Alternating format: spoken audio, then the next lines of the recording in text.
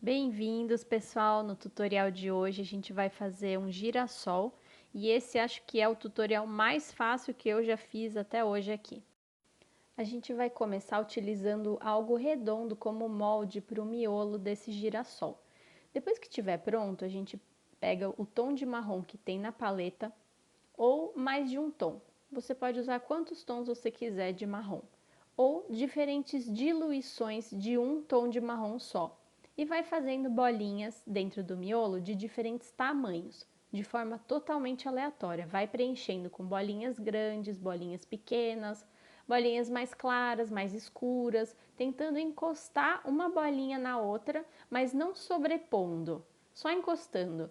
E se a bolinha estiver úmida e ela invadir a bolinha do lado, não tem problema porque a gente também quer esse efeito, fica bonito quando as bolinhas se unem.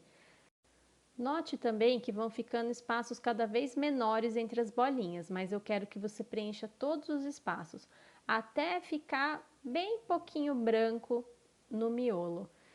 Até você precisar só encostar a ponta do pincel para tampar o branco do fundo. É claro que você pode ficar livre para criar um outro efeito no miolo desse girassol que não seja tão demorado, mas eu gosto muito desse efeito, ele fica muito bonitinho no final, mas tem formas mais rápidas.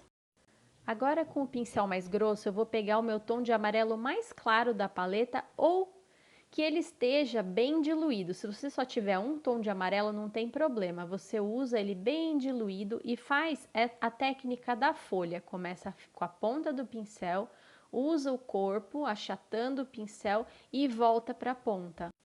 Percebam que eu deixei que a ponta da pétala tocasse algumas bolinhas marrons do miolo que ainda estavam úmidas, criando esse efeito de sombreado meio marrom ali no centro que eu gosto, que seja aleatório, não precisa todas as folhas terem isso.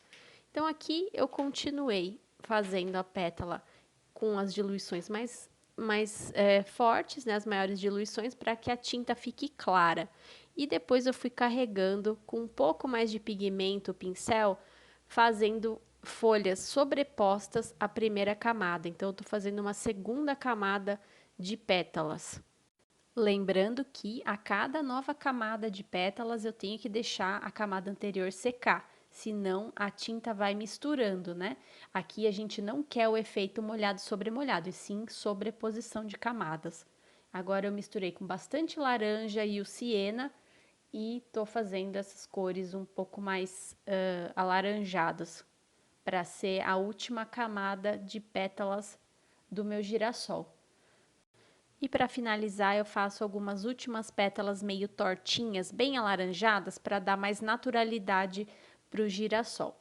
Depois que está tudo seco, eu apaguei ali o que tinha do esboço do círculo e dei mais uma escurecida na borda, fazendo algumas outras bolinhas com um marrom bem escuro. Você poderia fazer isso no centro também, porque o centro do miolo do girassol, às vezes ele é mais pigmentado também. Para finalizar, eu fiz algumas folhas, mas essa folha que eu usei é o verso de uma folha de algodão, um papel de algodão. Então ficou com uma textura meio esquisita quando eu estava fazendo essas folhas com a tinta mais escura. Então eu peço que vocês ignorem isso. Eu acabei fazendo um girassol muito grande para a folha também, que sobrou pouco espaço para a folha. Então a folha do girassol ela é maior do que isso. Mas aí eu pensei, já que eu estou fazendo, eu vou continuar. Eu fiz um pouquinho de sombreamento ali na técnica molhado sobre molhado, próximo do girassol, com um pouco mais de preto, misturado com verde no começo da folha. Fiz mais umas folhas na parte superior ali, para complementar, para dar mais harmonia para a pintura. O girassol é uma flor muito fácil, como vocês podem perceber, só uma sobreposição de camadas de forma aleatória e de cores que vão do mais claro para o mais escuro. E esse foi o meu girassol, eu espero que vocês tenham gostado.